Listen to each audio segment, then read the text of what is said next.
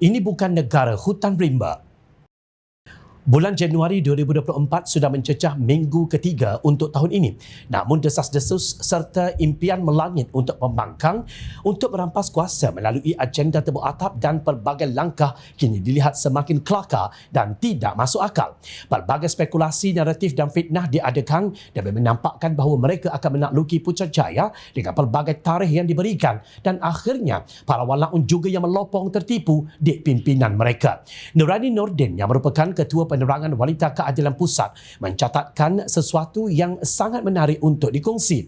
Apalagi yang kalian khayalkan, saranan saya berhentilah bersoksek-soksek, mengigau, berangan serta bermimpi yang kalian pembangkang bakal merampas kerajaan perpaduan yang diterajui PMX. Sudah pelbagai tarikh kononnya untuk majlis akad sumpah direka-reka. Akhirnya ternoktah dengan sendiri. Jika benar sayangkan rakyat, ayuh bersama kita membantu PMX membina negara untuk lebih gemilang coret beliau. Beberapa hari lalu telah berlangsungnya jamuan teh diraja di Istana Negara sempena keberangkatan pulang yang di-Pertuan Agong Sultan Abdullah Riayatuddin Al-Mustafa Billah Shah yang akan tamat tempoh pemerintahan sebagai Yang di-Pertuan Agong pada 30 Januari ini.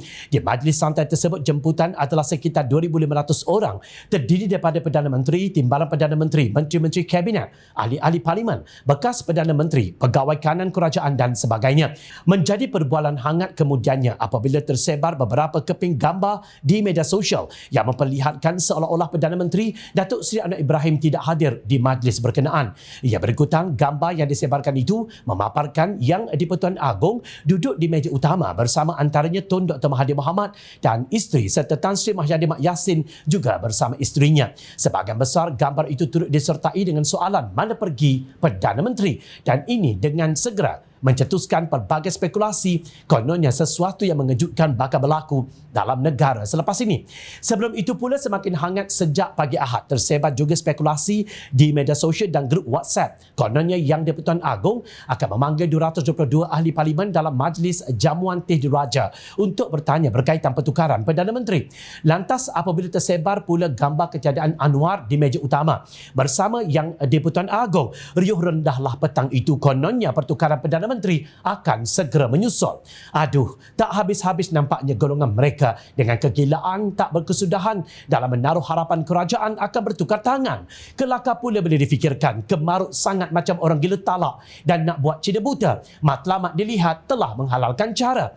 Menurut Nuraini, apa yang berlaku sebenarnya ialah kesilapan sebuah agensi berita menyiarkan laporan mengenai jamuan teh diraja itu dengan tidak menyiarkan gambar kehadiran Anwar. Sebaliknya hanya menyiarkan gambar Tun Mahathir dan Mahyadin bersama isteri masing-masing di meja utama bersama Yang di-Pertuan Agong, Raja Permaisuri Agong serta pemangku Sultan Pahang.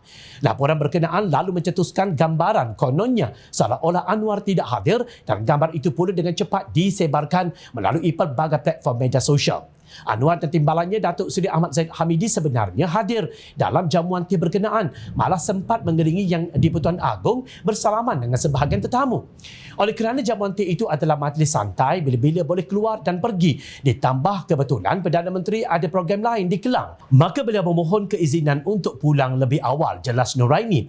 Hakikatnya tiada apa-apa isu pun sebenarnya. Bahkan dalam Facebook Istana Negara sendiri dipaparkan gambar kehadiran Anwar dan ketika beliau mengiringi Yang di-Pertuan Agong bersalaman dengan para tetamu yang hadir. Isu yang ada cuma kerana walaun tidak habis-habis dengan mimpi dan igawan bahawa kerajaan akan bertukar sebelum keberangkatan pulang Yang di-Pertuan Agong ke Pahang. Gunalah logik akal sikit, mana pernah berlaku pertukaran Perdana Menteri melalui majlis jamuan teh sahaja. Ini bukannya negara hutan rimba. Mahu tukar kerajaan ada prosesnya dan cara paling masuk akal ialah melalui usul undi tidak percaya di Parlimen. Kalau tidak berani membawa usul tidak percaya di Parlimen, tidak usahlah sembang kencang bercita-cita mahu menukar kerajaan. Muhasabahlah diri kalian. Berapa sokongan yang dimiliki, bahkan jauh lebih bermanfaat jika blok pembangkang ketika ini bersama-sama kerajaan membina negara. Nescaya itu lebih menggembirakan rakyat daripada tidak habis-habis berkhayal sambil mereka-reka cerita palsu yang semata-mata hanya untuk menyedapkan hati sendiri. Ingat, rakyat sentiasa memerhati